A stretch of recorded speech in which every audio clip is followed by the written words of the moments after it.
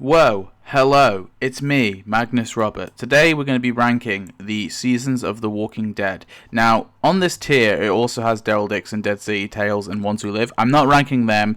Now, this is based on my most recent rewatch, but every time I rewatch The Walking Dead, I'm going to be real with you, my opinions change, as I'm sure with you guys it does too. Sometimes there's an episode that I'll always love, and I'll rewatch it, and I'll still love it.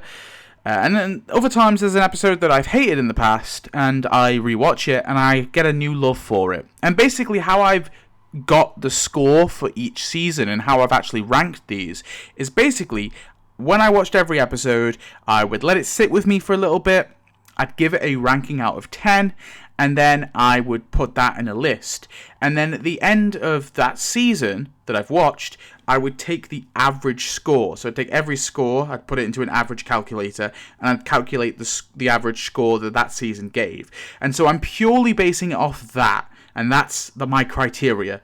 So if you come at me, and you say, yo, that season's got this terrible episode, and that season's got this amazing episode, that's what it's based off. So there could be like a season that's had like a really, really good episode that's elevated the entire season by like a margin of error of a couple. And I will say as well, a lot of these seasons are so close in the average score that came out. It's like point 0.2 sometimes, right? And the bottom two actually got the exact same score, which was pretty insane. So I've kind of randomly I've just picked what I felt was the better season overall in that respect. So that's how I that's how I figured out which one's the worst. So we're going to go in order of season. Now, I would go into detail talking about every kind of episode and the episodes I like, etc., etc. But the problem is I've actually tried to record this video a few times, and it's not gone well. So I'm going to keep things fairly simple, just kind of summarize my view on the season and as a whole, and maybe like talk about a episode that I really love, maybe my favorite episode of the season. Perhaps, maybe I'll do that. And maybe my least favorite episode of the season. And that's how we'll go. Yeah, that's how we'll go. That's how we'll do it. We'll see. Okay, so let's get into it. Starting off, we have Season 1. Now, this surprised me. I thought it was going to be in a much better position. We've got S, great, good, meh, and awful. And how I've listed this here is a bit different. So I think what we'll do is, I may switch these around as we go into the video. So for Season 1, I'm going to put in, I feel bad putting it in great. So do you know what I'm going to straight up do now? I know this is very unprofessional of me, but I hate the good, great, meh. That's not good. We'll go with classic tier list vernacular.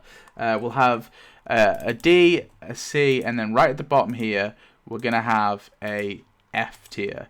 And we'll make it in grey, because it's grey. Yeah. So where Season 1 would stand in that is actually B. And this surprised me, because I like Season 1, but I think the problem is because it has few too little episodes, the scores that I gave are, kind of ranked the season out at just below a 7. So that's what it's to do with, really. It's kind of let itself down by having only 6 episodes. And listen, I love Season 1. I will always have a dear place for Season 1 in my heart, but I will be real with you. It's not the season that I love the most, because I think the season is necessary, but it is set up, right? And that's how I feel, I guess, about it. It's needed, I love it, but purely, I feel it's set up. Now, my controversial episode for my favourite episode of Season 1 is actually not Days Gone By, although Days Gone By is probably a close second. My favourite episode of Season 1 is actually TS19. TS19, for me, is a great, underrated finale of The Walking Dead, and an underrated episode in general. I adore it. I think it's brilliant. I think you start off in the CDC, you have this symbol of hope, and then it all comes crashing down, and you have this very subtle arc that Rick goes through in the first season. And Rick is my favourite character, I'm going to be real with you. Boring choice, I know, but Rick is just my favourite character. He is the GOAT, okay? And Rick's subtle arc in the season is Rick is a reserved man. He does not speak about his feelings. He doesn't, he doesn't appeal to emotion. He kind of appeals from his authority, if that kind of makes sense. So this is my view of Rick's arc in season 1.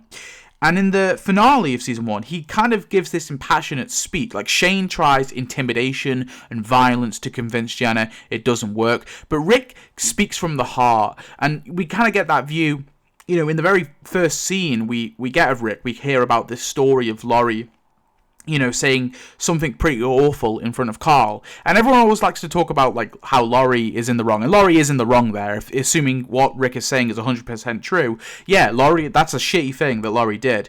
But what people don't talk about in that scene is the fact that Rick literally says, like, oh, do you, like, talk about your feeling? And Rick goes, I try, but, it feels...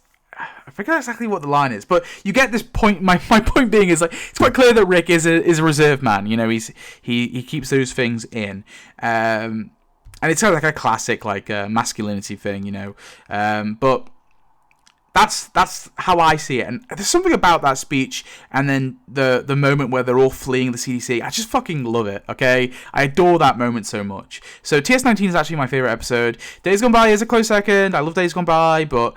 I don't know. That's just how I feel, at least on this most recent rewatch. My least favourite episode of Season 3 is probably Tell It to the Frogs.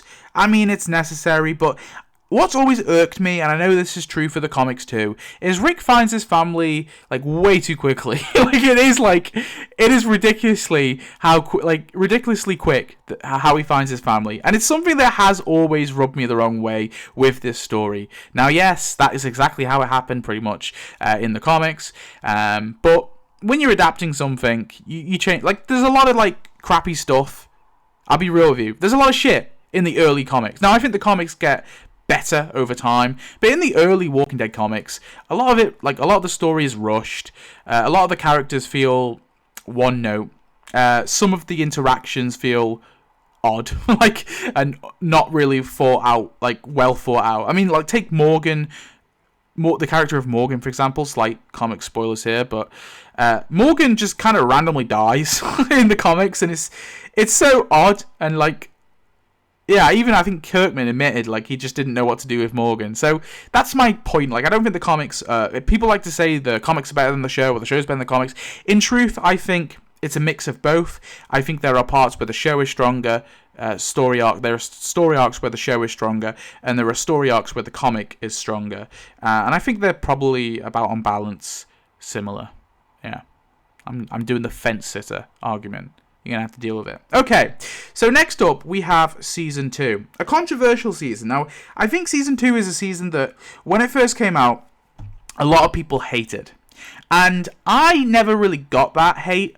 This is my view on Season 2. Are you ready? My evolution. So I never really got the Season 2 hate, because when I watched Season 2, I fucking loved it. I stayed up all night on a UK channel called FX. Okay, it was like a Fox channel, right? I was watching Walking Dead, I think it was 2 days after the Americans or something. And then I was I think when Season 3, I started watching it online, sailing the seas to watch it, because I couldn't, I had to watch it with the Americans, okay? I wasn't waiting a couple days to watch my favourite show. But Season 2 I would, and I would stay up every night, and I just adored Season 2 so much. But then I think when I got older, a little bit older, I sort of saw the critiques of Season 2, and I think a big thing is, a lot of people said it's boring, and when I rewatched it, a few years later, Season 2 was a season that I kind of thought, yeah, it is kind of boring and slow. And then, I think on my most recent rewatch, I had a completely shifted again, I guess. But it sort of shifted somewhere in the middle, I guess a good middle ground, where I appreciate Season 2 for a lot. I think there's a lot of character building there. But there's also just a lot of shit. There's just characters talking, and I guess we're learning more about characters, but we're also not really learning anything new, if that makes sense. Like, yeah, there's a lot of like melodrama as well. Like, there's a lot of melodrama in season 2, and I will say the second half of season 2 is way stronger than the first half. The first half is like, once we get over Sophia is in the barn, you know, Pretty Much Dead Already is a pretty great episode. Yeah, once we get after that, it gets really good. And I think the second half of season 2 is full of bangers. I think every episode's a banger. The first half of season 2, less so. And I think the worst episode of season 2 for me is definitely Cherokee Rose. Cherokee Rose is a bit of a slog to get through. Nothing really much happens in the story. You have the whole well subplot, which is the most ridiculous subplot. One of the most ridiculous subplots, because the argument is the well's contaminated. Oh, we can't kill the walker in the well because the well will become contaminated. But they literally say there's multiple different wells on the farm, and this thing has been stewing in the well anyway. So the water's already fucking contaminated. Like, it's so dumb. And that also is the only walker in the episode too, which is pretty crazy. So yeah, that's the worst episode. The best episode, most people would say Pretty Much Dead Already. Not me. I'm saying Better Angels. And so season 2 is rounded off just below season 1 in the B tier. So very good season indeed. And bear in mind, these scores, like I said, these scores are so damn close. If I would put them all in the S tier, but that would be boring. Okay, moving on to season 3. Another controversial one. I think when it first came out, a lot of people loved it. And then I think when people heard about the behind-the-scenes fiasco, I think the Andrea death always rubbed people the wrong way, but everything else that came before, most people were pretty cool with. And then I think because of the behind-the-scenes antics and stuff like that, a lot of people have mixed views on the season. Now, I personally don't. I think season 3 is an A. Okay, I love season 3 for a lot of reasons. One is I feel like it doesn't hold back. It goes balls to the wall, and it's not afraid to, you know, actually inject the fear of characters dying, that suspense, that consequences as well is a big thing. And people take the Axel death. Like, the Axel death is kind of annoying to some way, because Axel could have been developed as a character further, and it kind of sucks that he was this pretty chill guy and then he just gets shot in the head. What the hell, guys? We could have had more Axel. But I will defend Axel's death. I'll defend Merle's death. And do you know what? I'll say it. I'll defend Andrea's death, okay? I think the show lived on past Andrea. Would it have been better in another alternative universe for Andrea to live? Yeah, I think Andrea would have become a fucking badass character. But I also liked the fact the show had the balls to kill her off. Now, the reasons they killed her off, the behind-the-scenes reasons, I mean, there's rumors and stuff, but there's nothing concrete I can find. I mean, people say there's I don't know. But it seemed to be like a story decision. Yeah, fuck it. I'll defend it. Andrea's the one that I'm a little loose on defending, I'll admit, but I will nonetheless. But yeah, it's a season that has consequences, and that's what I love about it. I think the Governor is the best villain ever in the entire history of the Walking Dead television universe, hands down. I love the Governor. I think he's brilliant, and I think the Governor has a really profound arc this season. And one of the reasons I love season 3 is the fact that every character goes through a transformation. The Governor, even the Governor does. The Governor's an evil cunt from the... I shouldn't have said that word. Oh well. If I get demonetized, it happens. The Governor's an evil man at the start of the season. Yeah, he still gets worse progressively. From when he loses Penny, and then his eye, and then he gets worse and worse and worse, and it gets crazy to the point that he just snaps because he's lost everything. I mean, he's the man that's got everything. He's got his town, he's got this scientist who's hopefully working on a cure for his zombie daughter. He's got his zombie daughter who, although is a zombie, you know, he has this hope that she will one day, be something, something resembling what his little girl was. And then slowly everything gets taken away from him to the point where in the finale he snaps because he's now lost the one thing he had left, which was the loyalty of his people. So he just guns them all down. And I think it's I like the finale of season 3. I think it could have been better, definitely. I wish they had a scene with Rick and Michonne and all that in the tombs taking out the Governor's people. But I still like the finale. But the best episode for me is definitely Killer Within, and I think that is the episode that really cemented the fact that this is a season with stakes, this is a season with consequences. Characters don't just characters don't get away with stupid shit. If they get in dangerous situations, they may die. And so yeah, Killer Within is my favorite episode. Close second, actually, I don't know. I'm debating it now. It might actually be Made to Suffer. It's Killer Within or Made to Suffer, okay, is the point. Made to Suffer is another brilliant, underrated episode. You have the storming of Woodbury. It's just the pace. Like, that is the first episode, Made to Suffer at least, where I feel the pace of The Walking Dead, like, really elevates. And, like, we're really raising the bar of what we're doing here. Like, you have the characters infiltrating Woodbury. It's so fucking tense. The ending with fight to the death. Well, Merle's own brother. One of those terrorists. Merle's own brother. Penny getting, the Michonne and Penny. Andrea being in the crossfire. And season 3 is just like where season 2 had issues with pacing. Season 3 doesn't. It just goes bang, bang, bang, bang, bang, bang, bang. And maybe at times the pacing's a little fast, possibly. But there's not even a single episode in season 3 that I would say was bad. Whereas season 2 definitely had a few bad episodes, and season 1 didn't really have bad episodes, but for me at least, the episodes that really shined weren't as much as season 3. So that's where I'm placing that. Season 4. Now, I'll be real with you. Season 4 is the best season of The Walking Dead, in my opinion. Now, for me, before I went into this rewatch that I did, my two highest seasons were always 6 and 4. And most of the time, I would always put 6 as number 1. But I think, looking back, Season 4 for me is just the best season for multiple reasons. Now, first of all, I like the fact that we don't stay in one location. Okay, that's something it improves on.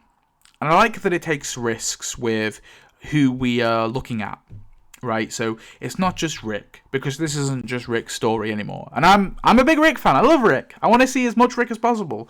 But even I will appreciate the Governor episodes. I've said it. I love the Governor episodes. Now, more so live bait.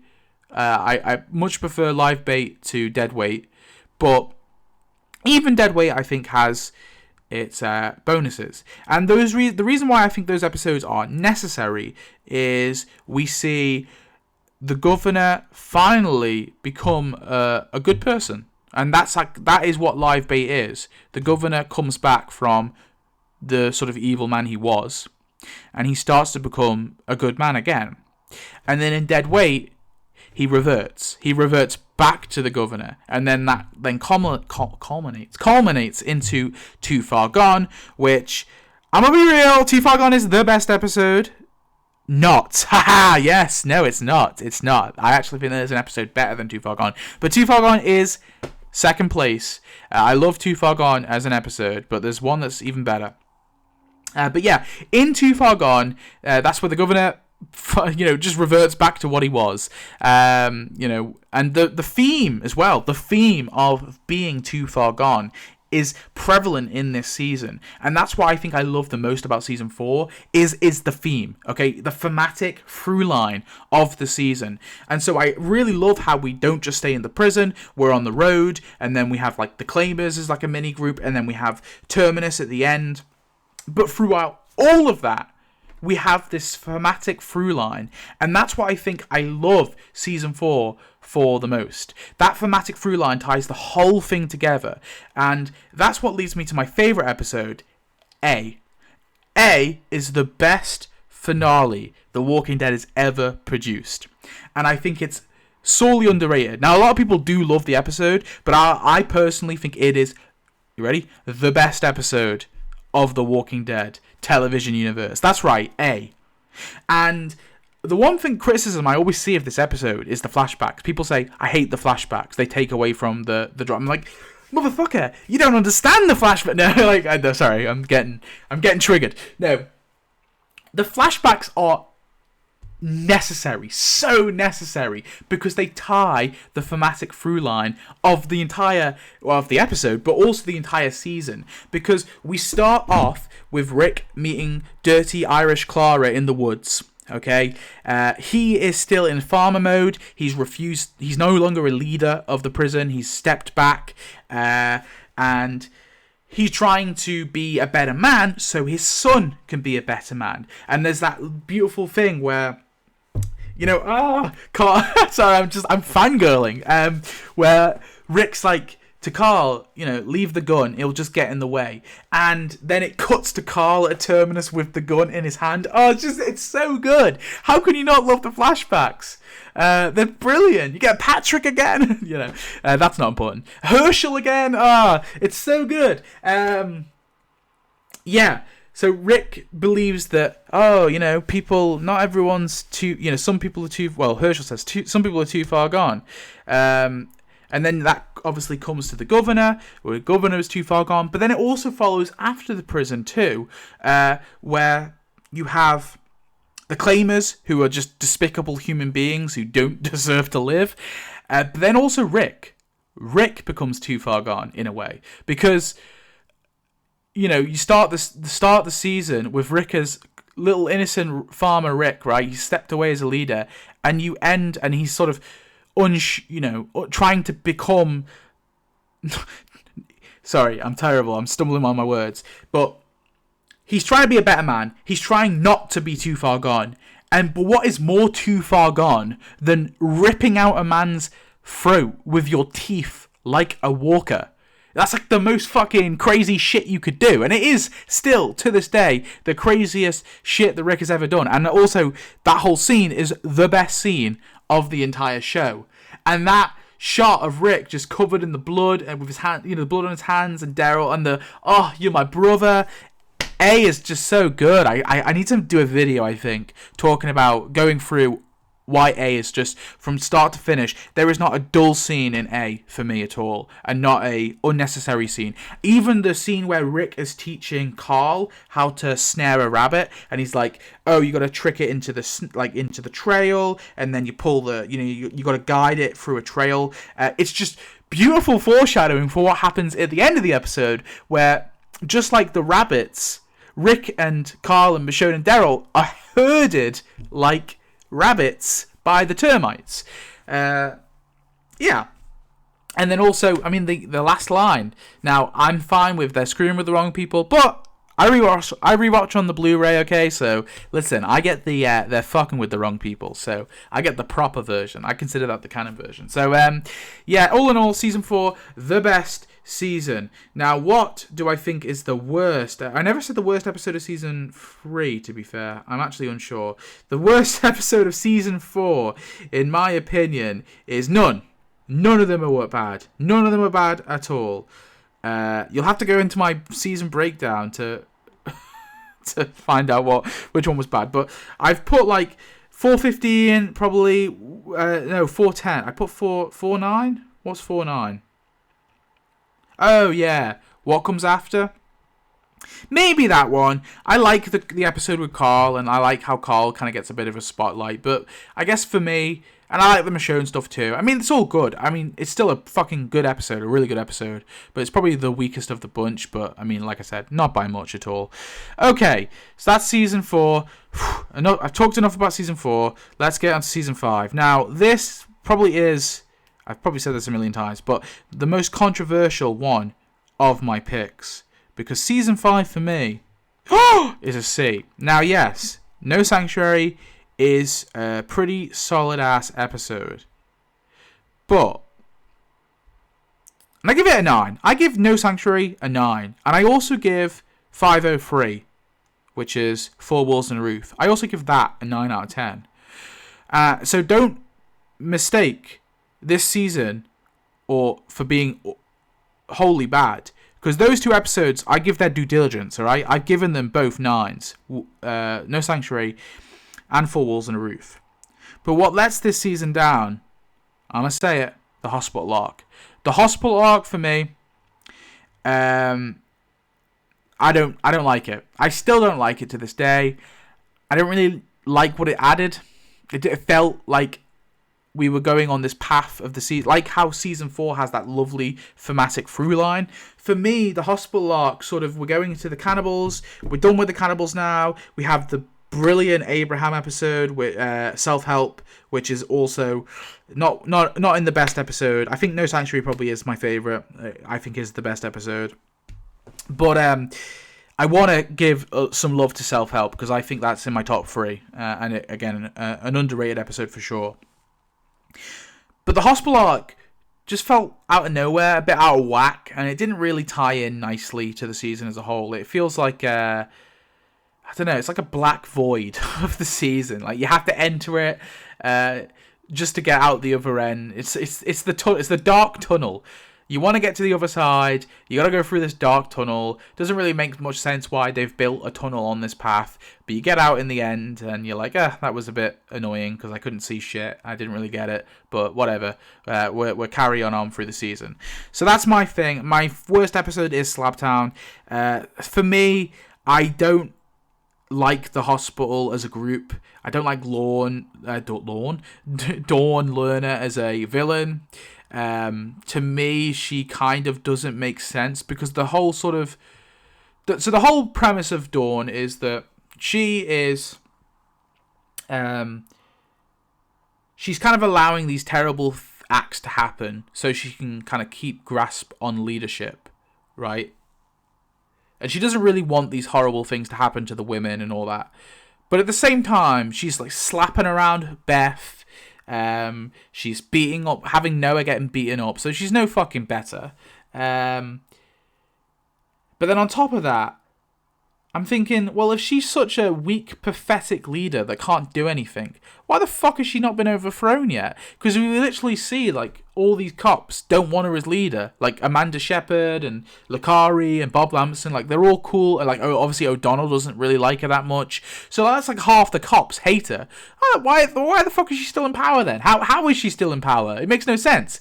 And that's my problem with the hospital arc. And then also, my big thing is the reason why Slabtown for me is the worst is because the hospital arc is just ultimately pointless. Nothing carries on from the hospital arc, even into this season, let alone the show. There is no remnants of it, other than the death of Beth. But if we just wanted to kill off Beth, then just have the fucking people find her in a barn or something.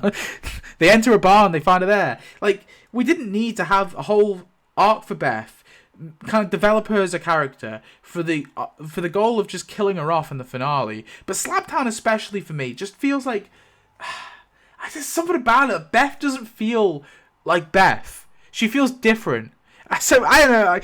Again, this might be something I need to put into words in a video in the future, but for me, Slabtown is the worst. The best of the season is No Sanctuary, but also the second half as well. I don't like the characters on the road, like in the end of the part of season 5. Now, a lot of people say that Them is like a really great episode, but I feel like Them is like surface level. It's just like the characters walking, and then there's like a hurricane, and yeah, it's cool to see the characters at this low, but can we not take it further? And this is where I think like Tyrese's death might have been better.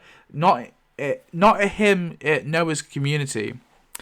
Have them find Noah's community at the start of the episode, and have Tyrese living on the road, and Tyrese being one of the deaths of the characters living on the road.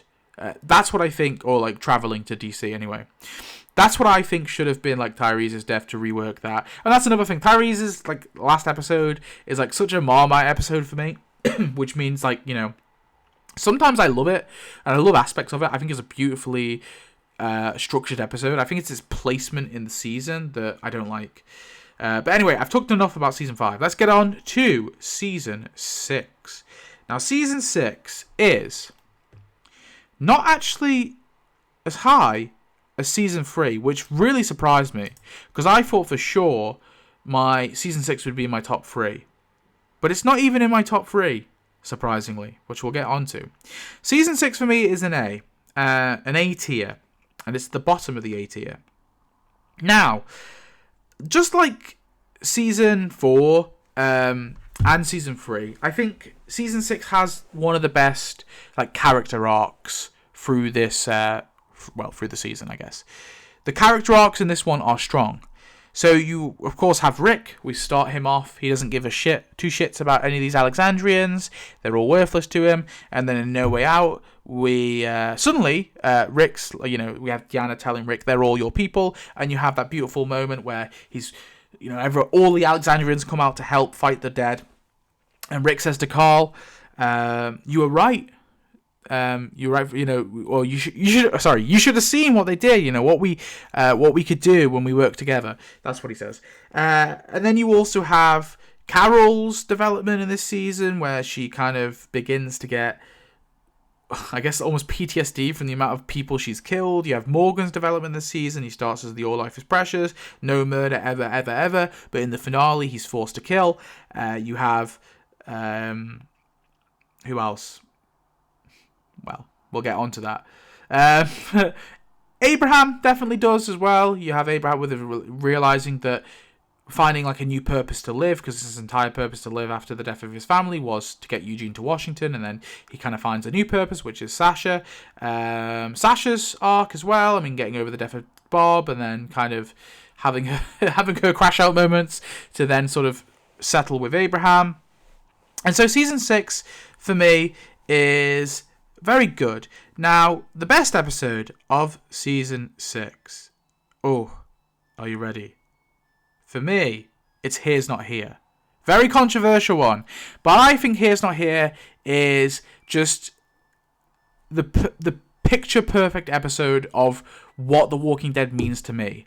And what The Walking Dead means to me is how humanity lives after the collapse of society, how we evolve, how do we treat each other, how do we rebuild. And that's what I've always loved about The Walking Dead. It's not really the survival that I love, and if you love the survival, then I'm sure Here's Not Here might not be on your list, and that's totally fine. I guess it's obviously what I get from the episode. And Here's Not Here, I understand why some people despise it, and I think if you do and you really don't like it, I've all power to you. I understand. It is one of those episodes for me though that encapsulates everything I love about The Walking Dead, and it's just a piece of art. I generally believe the episode is a piece of art. Now, the only downside is the annoying camera effects in the episode. That's the one thing I don't like about it, but that's it. And do you know what, I'm willing to take it for everything else. Eastman is easily top 10 character, even though he's only there for an episode.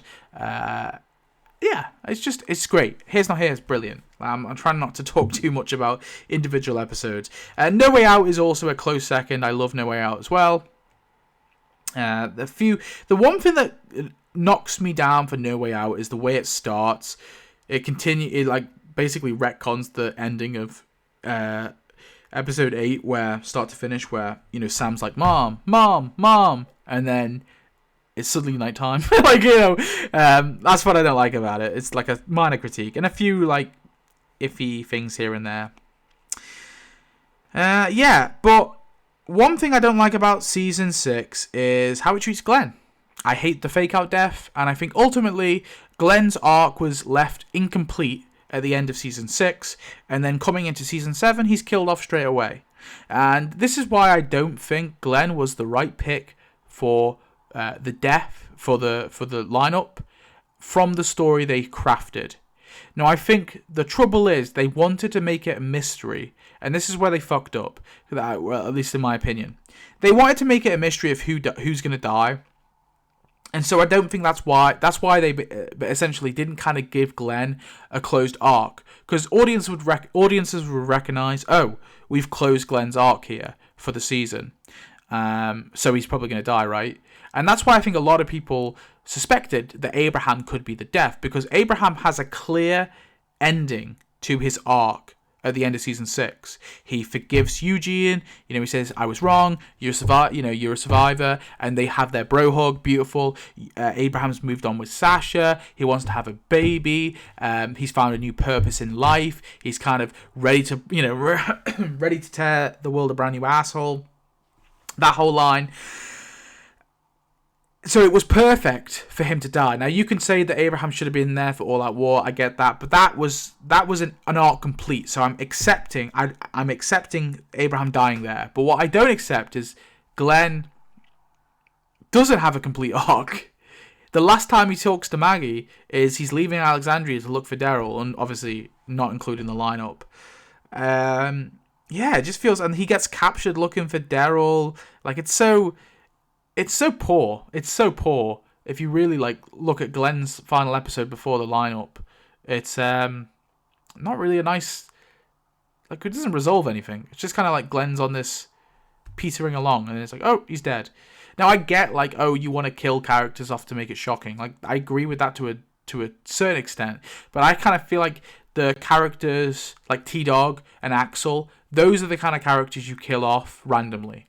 Characters like Glenn, you don't. Like, you have to wrap up their story in some way. And that's why I like Merle's death. Like, Merle completes his arc at the end of This Sorrowful Life. So I'm accepting his... That's why I accept his death, and I'm okay with his death. Would have been cool to see more Merle, of course, yeah.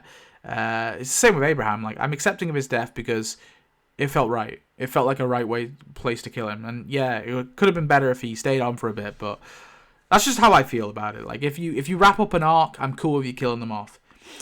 Yeah, so that's a big part of that hurt season 6. I mean, the fake out I hate, fake out death, and also I'll say it, Last Day on Earth, overrated episode. Maybe actually, no, it's not my least favorite. My least favorite is Now. Probably it's just a bit slow, and probably they could have fit the events of Now in like 10 minutes. That stuff that would have been relevant, and stuff we could have cut. But Last Day on Earth, honestly, is probably a close second for the worst episode. I don't like Last Day on Earth. Like people say, the tension, but then also Rick and their people are on this mission. They know that they know who the Saviors are. They probably clocked on, like. You know, they clock on like they know that characters have gone missing, like Daryl and all that.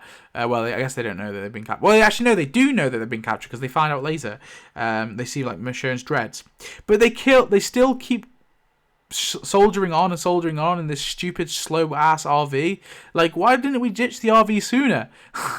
And also, like, this is an impossible mission to get to the hilltop, but the Saviors don't know they're going to the hilltop. So how the hell are the Saviors like this omnipotent like, you know, being blocking every road they go down? Like, I know there's a lot of them, right? But it just feels a bit silly at times, for me. And that's, yeah. And also, I hate the finale. I hate the cliffhanger. I think the cliffhanger ruins the episode.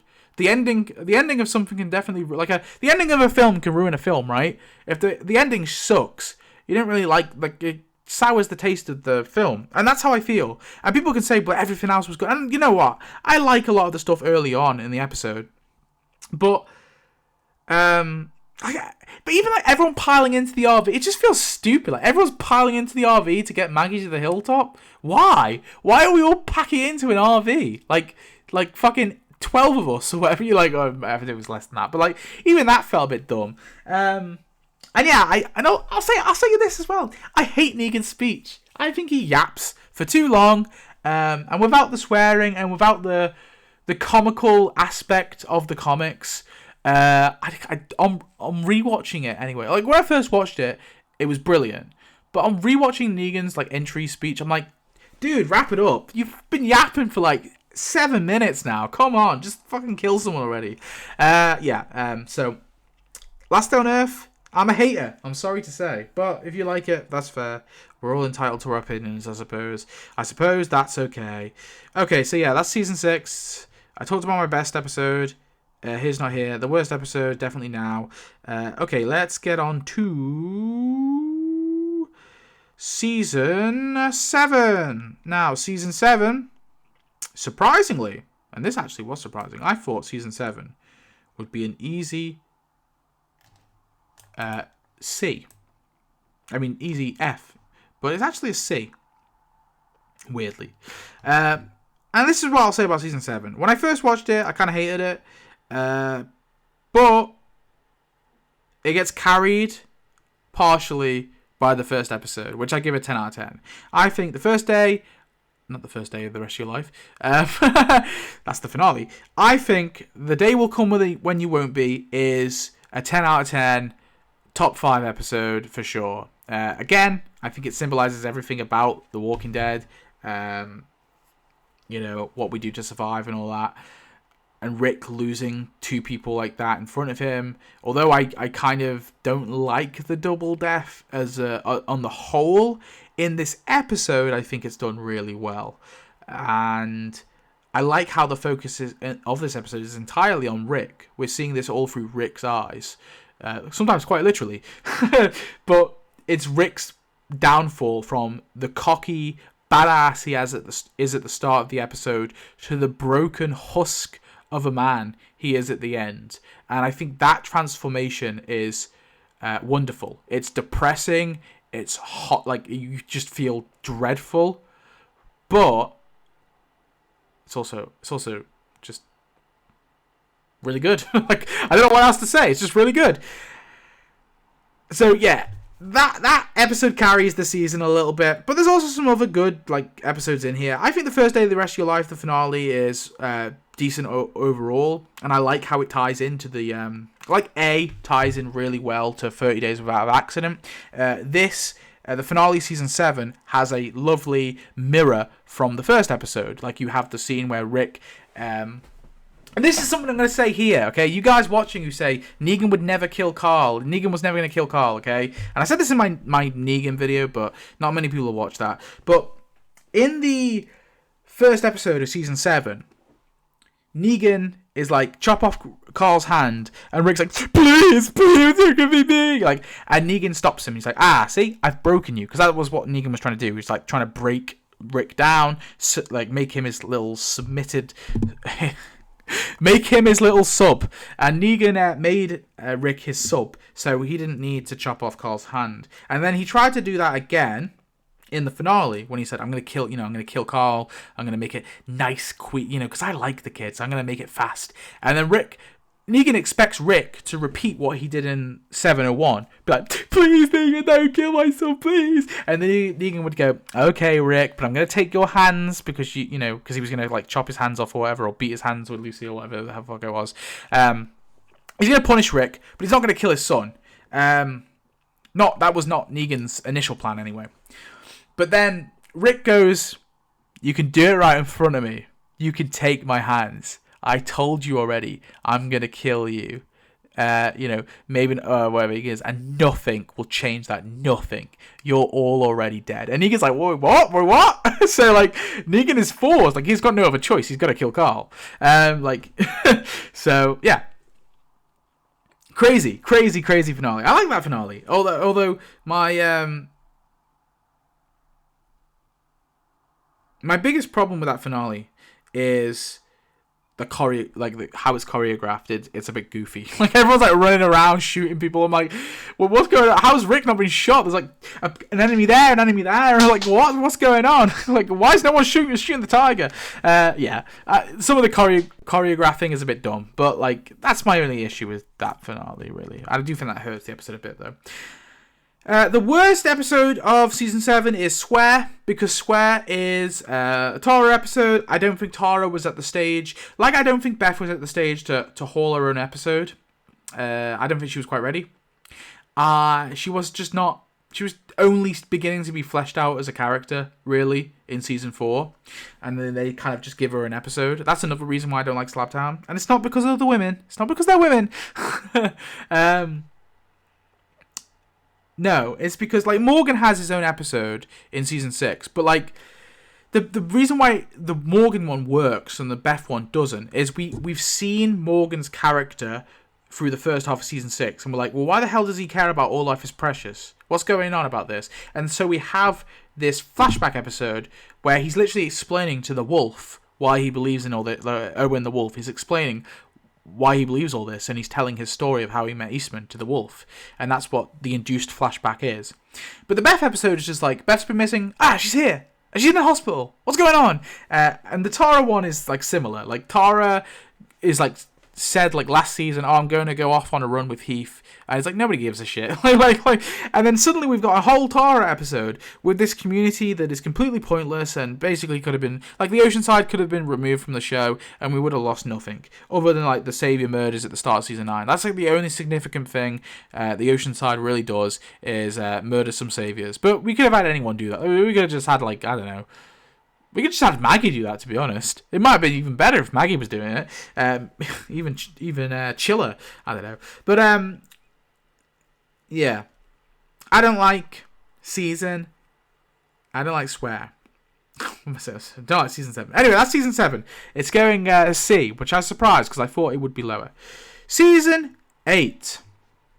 This season is in the F tier. Now, this actually tied with another season, but I'm saying that season 8 is the worst season, in my opinion. Few reasons why. First of all, pacing. The pacing is dreadfully slow. It's even slower than season 2. Now, a lot of people will say, well, hang on a minute, Magnus. What do you mean it's slow? Like, we're not on a farm. But there's like, bang, bang, shoot, shoot, bang, explosions going on. Yeah, but they are the same in many ways, at least the first half of season 2, is the story isn't progressing at all. Like, you can sum up season 8 in, like, the story beats of season 8 in a few sentences. It's, we trap the saviors in the sanctuary.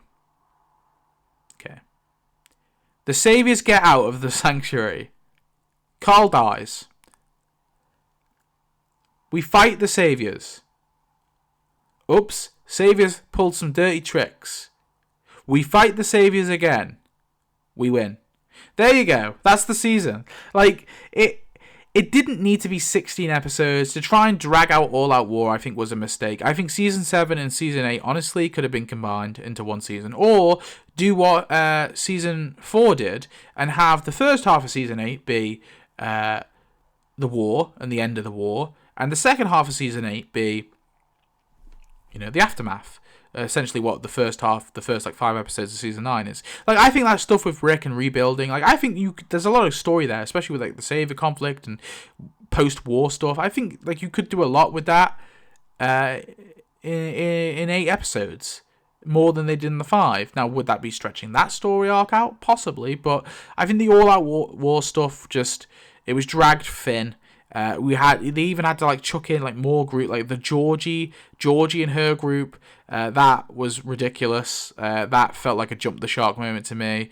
You have obviously the death of Carl, which I think is single-handedly the worst decision they've ever made. Negan,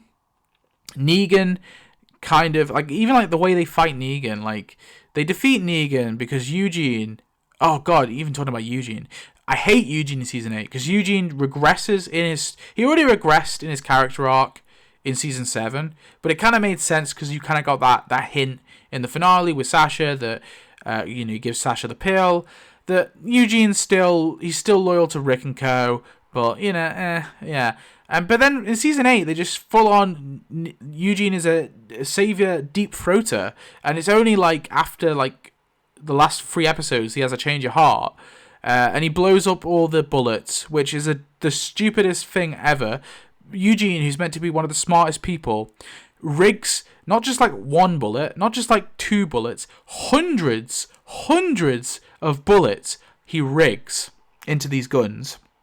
He gives Negan 1 revolver to test, but not one single of these saviors thinks, well, hang on, bullets for a revolver are a little bit different to bullets for, like, my AK or my I don't know much about guns, but I'm pretty sure you don't put the same bullets in a revolver that you do in like a fucking AK, right? I think they're like the different sizes. Maybe that seems right to me. Maybe I'm wrong, but but not one single person for. Oh shit! I know Negan tested 1 revolver, but maybe I should test this little AK just to see it works because these are homemade bullets after all. That's pretty dicey. No. It's dumb. It's not even like a couple of the guns were rigged. All the guns were rigged. And it's not just the fact that the impracticality of it, the fact that no saviors tried to fire those guns. There's also the fact that Eugene thought he could get away with that. Like, Eugene's smart. If I was Eugene and I had that plan, why would I rigging every single bullet? It's like reckless. That's like, you may as well. Like, what if they came across a herd on their way to take out Rick and co?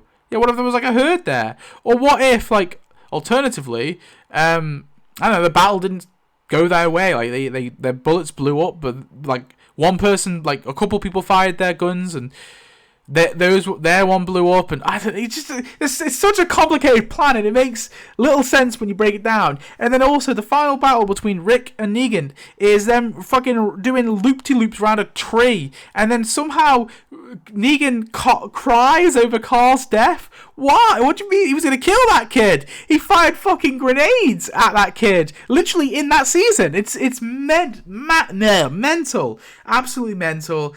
That is a dreadful finale. Probably the worst finale. Although I like parts of it. I do actually like parts of it. But like there's so much crap. The worst episode is I don't even know. There's so many stinkers in this season. Probably episode 6 is what I've put. God. The one good episode, I think the one like pretty decent episode in this season is Some Guy, the Ezekiel episode, because it's an episode where we actually analyze a character and we learn more about Ezekiel, and I think it's a good character arc episode as well. There's a theme here. I like my character arc episodes. So yeah, season 3, the worst. Now season 9, somehow I always thought that season 9 was a bit overrated. That was always my like view. But upon my rewatch and doing the whole ranking and stuff, now I actually kind of disagree with this in a way. But I'm going by what the rating has told me, and so season 9 is somehow in the S tier just after season 4. Now I think what's good about season 9 is although there's not like an episode other than like what comes after, which is a brilliant episode, I give it a 9 out of 10. Obviously the Rick's final episode, that is a beauty of an episode, and I adore it. And although that's a stellar episode, the thing that kind of gets season 9 is... Oh, and also Scars. Oh, Scars. Underrated episode, Scars. Scars is also a stellar episode. And I might even say... Might be controversial. I'm going to put Rick's final episode as the best. But Scars is a second for sure. I was just trying to be a contrarian. No, Scars is second. Scars is just brilliant. It's such a dark episode. And again, like I said, I always like the stuff like what the things that humanity has to do and like the people we become. And those sort of themes is what I love. And Scars just is... it's probably the worst thing you could do. Slaughter a bunch of children. Michonne's like forced to do it. I kind of see like Scars is like Michonne's Rick biting Joe's throat moment, and I think that's like the thing that like fucks Michonne up big time. Like Rick killing Joe fucks Rick up big time. Yeah, it is. It is really, isn't it? I mean, they even mention it in The Ones Who Live. I love that episode. Damn. Season 9 just has like a lot of solid episodes. Some of them are like exceptional, but there's just not really an episode that I think's meh in season 9. I think they're all like pretty good. And then there's just those few episodes that are really, really good that I think really elevate season 9's score. But I will say like season 9, season 4, season 3, and season 6, and even season 1, all 5 of these are like so close in points. Like you if I gave an episode like 1 point lower, like this might be like a completely different list right now. So I will say that. But yeah, season 9, excellent. Worst episode of season 9, probably 904, just because I don't know. I don't really like the rivalry stuff that much with like Daryl. Them falling down a big pit. I don't know, it just seems a bit silly to me.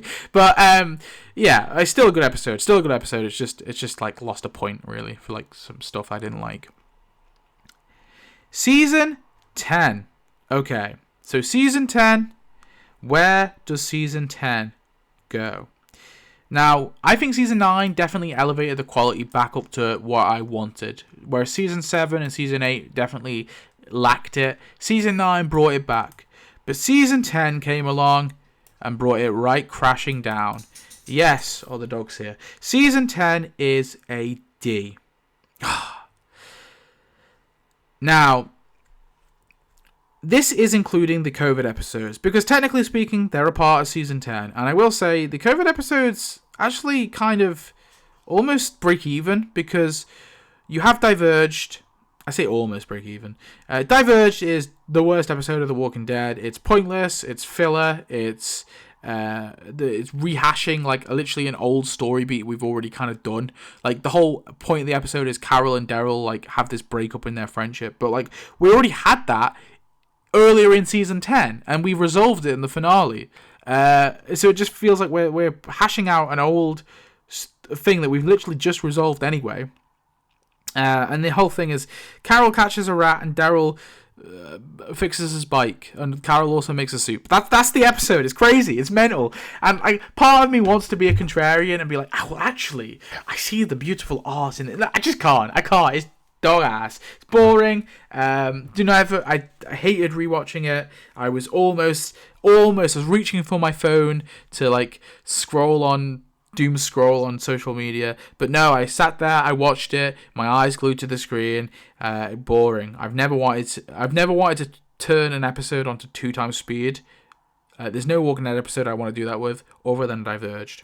So that is the worst episode of the season, because I'm including the COVID episodes as they should be, because yes, they are a part of season 10. But even without the COVID episodes, it really isn't that much better. It would probably be a step without the COVID episodes. It would be here, just above season 7. So it wouldn't be that.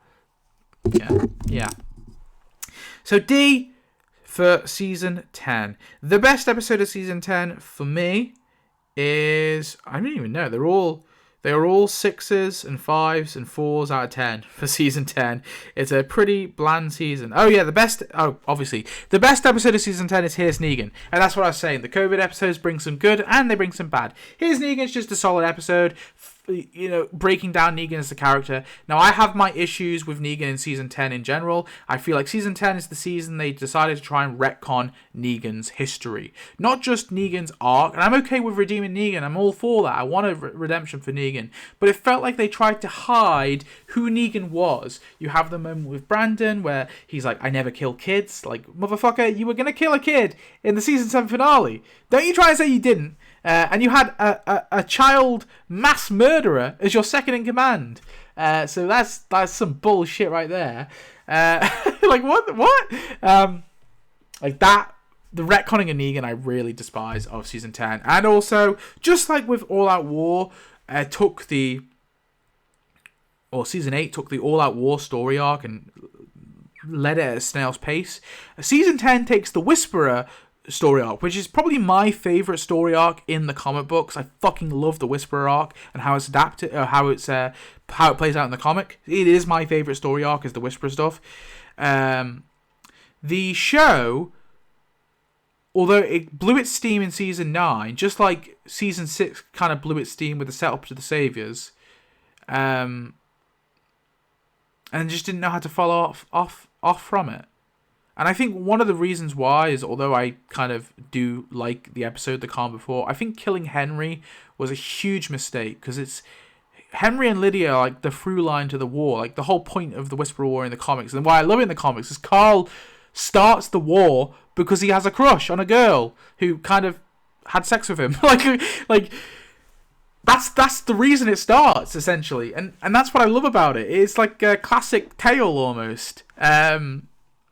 And it finally elevates Carl, and yeah, we killed off Carl on the show, but we had Henry as a replacement, and then they just killed Carl again a second time.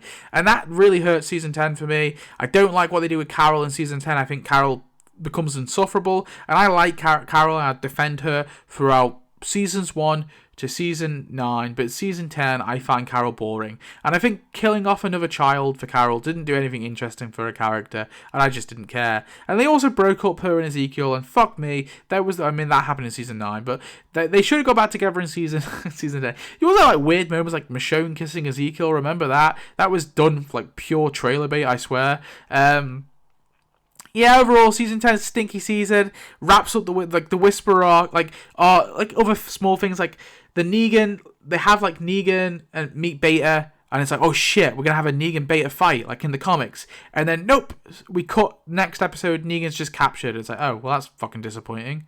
And even I watched it with someone. I was watching it with someone who has never read the comics, and they said, oh my god, I can't wait for the next episode where there's going to be a fight between these two. So it wasn't even just me as a comic reader being like, oh, I'm pissed off they didn't adapt that. No, it the finale, that's the hook of the episode. Is like, oh shit, there's going to be a fight between these two. And then they just cut and he's captured. What? And then, like, the final fight with Beta is ass, I'll be honest. I mean, like, I like the moment when he pulls the knives out of his eyes, but, like, it's an ass. Well, actually, no, he doesn't even do that, because that's, like, a hallucination. Daryl pulls the knives out. But, like Beta's death by itself, like, surrounded by the walkers, I like that. But I don't like, the fight. There's no fight. Like, where's the Beta Negan fight? Like, we had the Daryl Beta fight in season 9. That was pretty good. That was a decent enough fight.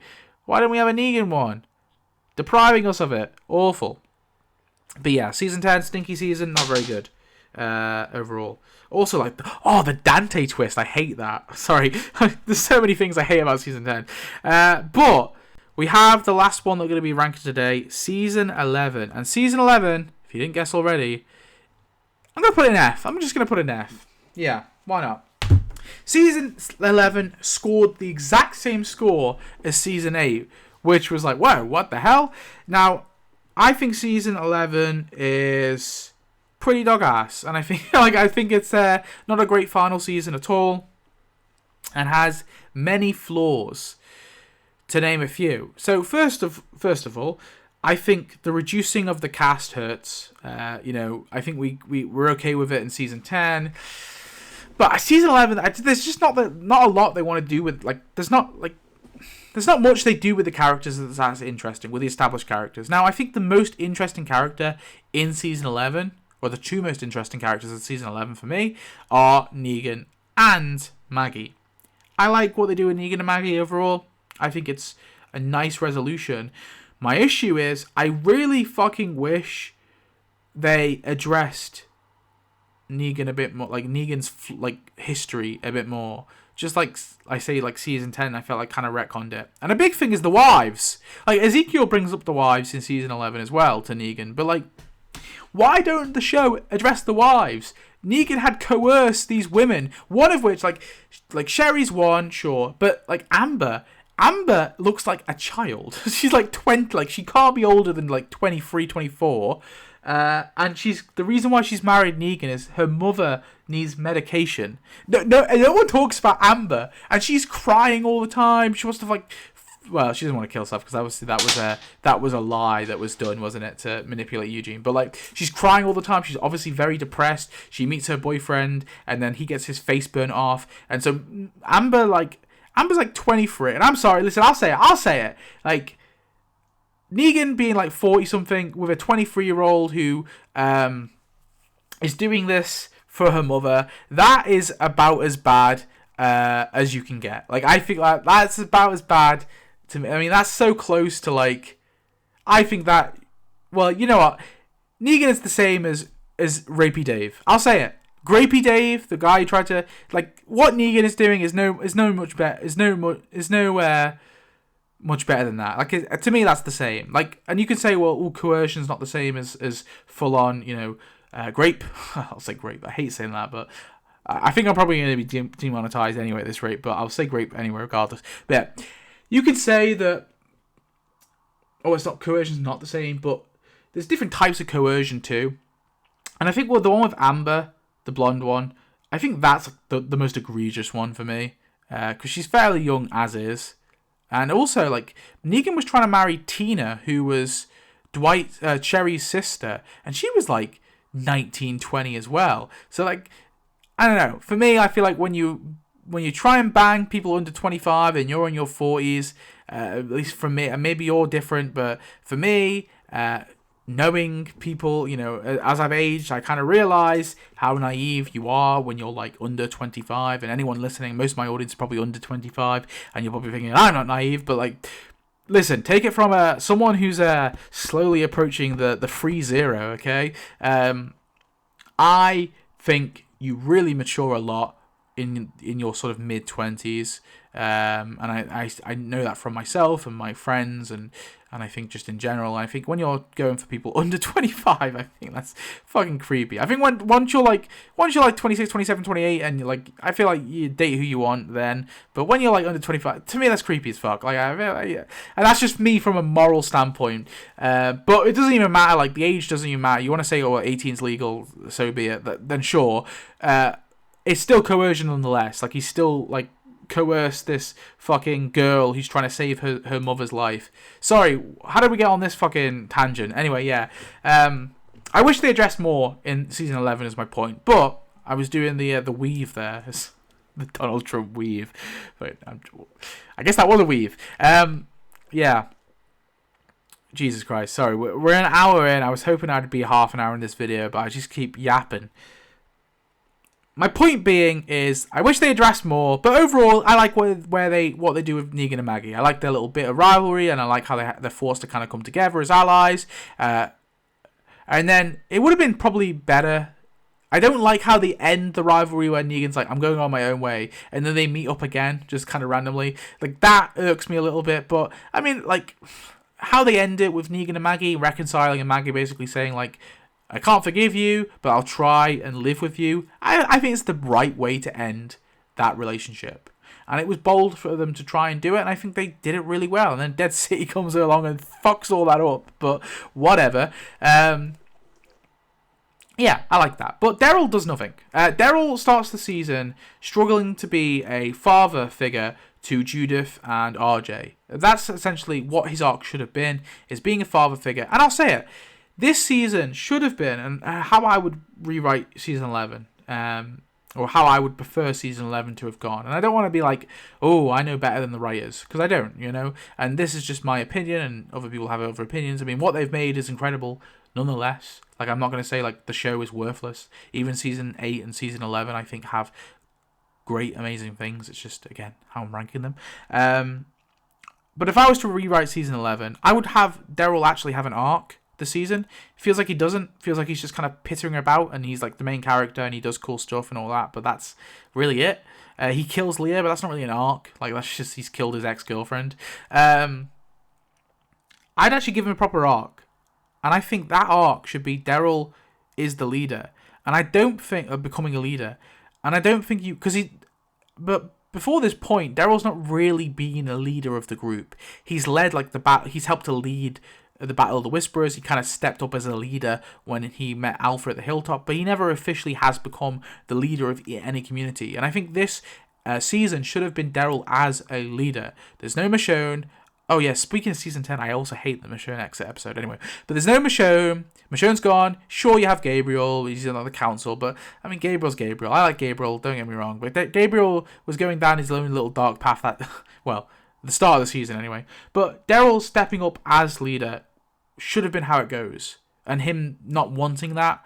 But then how I think you end season 11, and this is going to be controversial, the Commonwealth leader shouldn't have been Ezekiel, should have been Daryl. I'll say it. We want to make Daryl interesting again. Daryl gets stale. Let's do something interesting with Daryl. Let's put him in a different position than fucking mumbling redneck hunter grunt who kind of steps up sometimes. He becomes a politician. This redneck bumfuck nobody who was unemployed, basically, helping his drug dealer, racist ass, neo World War II German brother, like, deal drugs. Like, let's turn him into a politician. That sounds fucking interesting. That's like Meek Housewife turns into Rambo with Carol. Do you know what, like, but they don't. They just kind of, Daryl kind of stays the same. And the end, like, the big thing, like, Daryl being there for Judith and RJ, whilst, you know, Michonne's gone. And, you know, Judith literally says, when she's shot, she kind of reveals that Rick's alive and Michonne went looking for him. And she said, you know, I was afraid you'd leave too. And Daryl's like, I'm right here. But a year passes, and Daryl fucking leaves the kids. You know, like, understand, like, one of the big things they do at the start of the season is say, like, Daryl has to look after these kids. And he abandons them in the end. It's mental. That is the story arc for Daryl. It's fucking crazy. Carol is just, they don't know what to fucking do with Carol. They have her like, oh, she's gonna be like with Lance's little helper, and what the fuck does she gets some wine and she looks at some women in an opium farm and knows that and talks to them, and they tell Carol, oh yeah, Moto, the fucking opium farm man, he's underpaying us or some I don't even remember what the fuck it was, but he's underpaying, or he's stacking supplies. And then Lance said, thank you, Carol. Oh, I need your skills. He fucking she interviewed people. What do you mean, what fucking skills? You could have got your troopers to interview them and they probably would have given it away. Like, that's no skill. She got some wine that any like trooper could have got. And then also like the threat of the troopers, like there's like zero threat level at all in this season. Like the troopers are they are they turn like the Joker's over there. They're like kind of like, they look like stormtroopers. Just because they look like stormtroopers doesn't mean you have to turn them into literal fucking stormtroopers who can't aim, who are zero threat, who are not intimidating anyway, who get taken out like fucking bozos so easily. Like, in the comics, although I think the Commonwealth story arc in the comics is also dreadful, at least in the comics, not dreadful, but, you know, like, not great. At least in the comics, like, the Commonwealth troopers never felt, like, worthless or, like, not threatening. They did, because there wasn't, like, many opportunities where the group killed them. Yeah. And then also, the themes of this season are so... They kind of have the theme of, like, you know, wealth inequality, and they established that early on, and I really liked it at first. I was like, oh, cool. They're, like, establishing the theme early on, just like Season 4 did. And then they kind of abandoned that, like, a little bit. Like, they have, like, the whole, like, rebellion group that they hint at when Rosita storms Tyler Davis' apartment, and when Tyler gets sent away after cutting up the picture and taking Max hostage, he literally says, like, there's 1,000 more like me, resist the Commonwealth, and you know, Pam was like, oh shit, look into that, fuck. Where was this resistance group? They were nowhere to be seen. I guess they all got sent to labor camps. Labor camps. How do we prove that this awful rich capitalist is bad? Oh, she has labor camps. It's like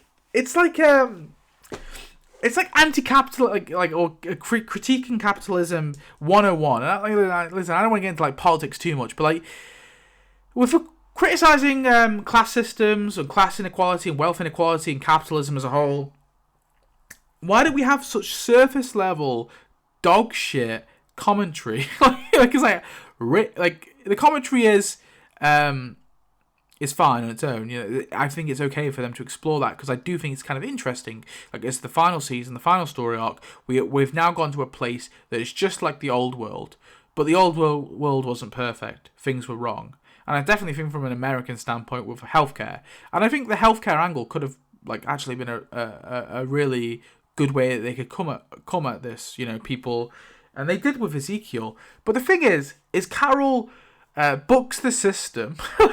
She books the system like a billionaire would. She boots Ezekiel up the list, and then his cancer's just cured. And it's like, oh, okay, that's it.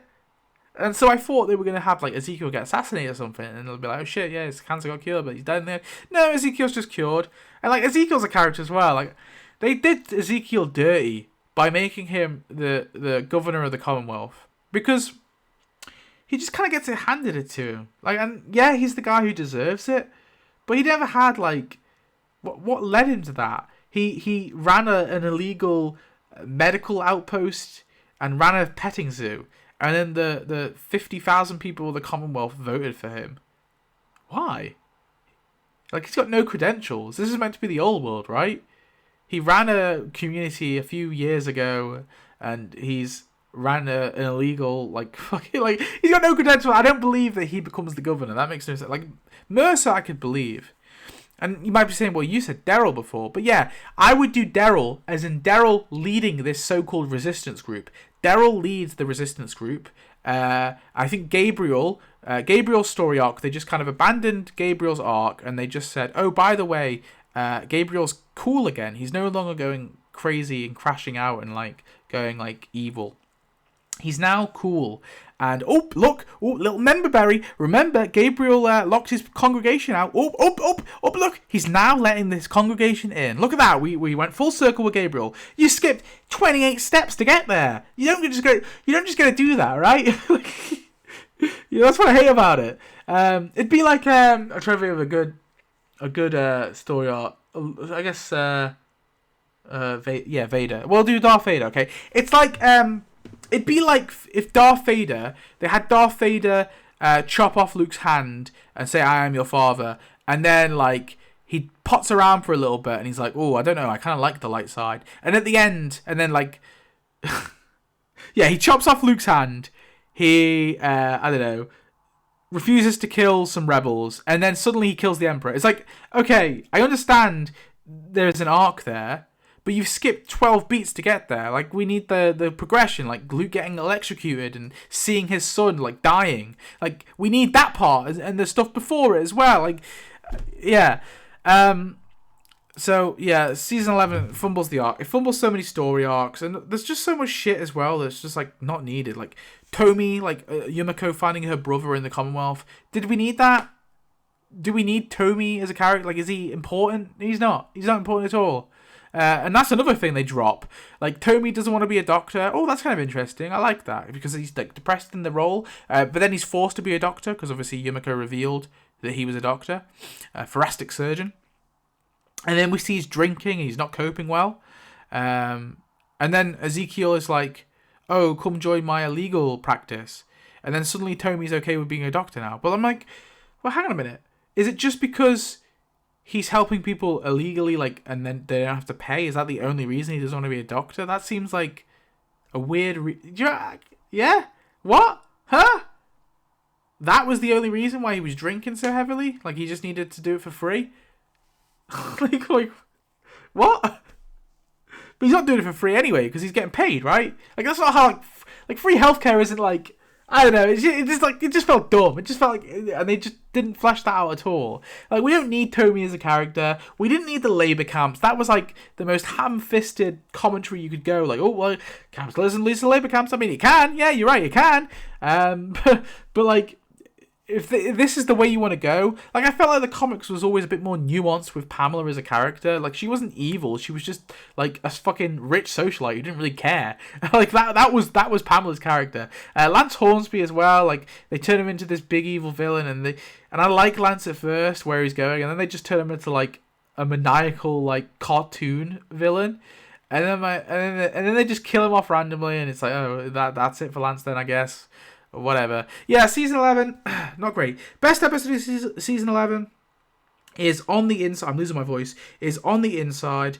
Very good horror elements in that. And to be honest, I wish the only downside to that episode is the stuff with the Reapers. I haven't even talked about the Reapers. The Reapers, the most dog-ass group of them all. Pope, the worst villain of the show. I will say it.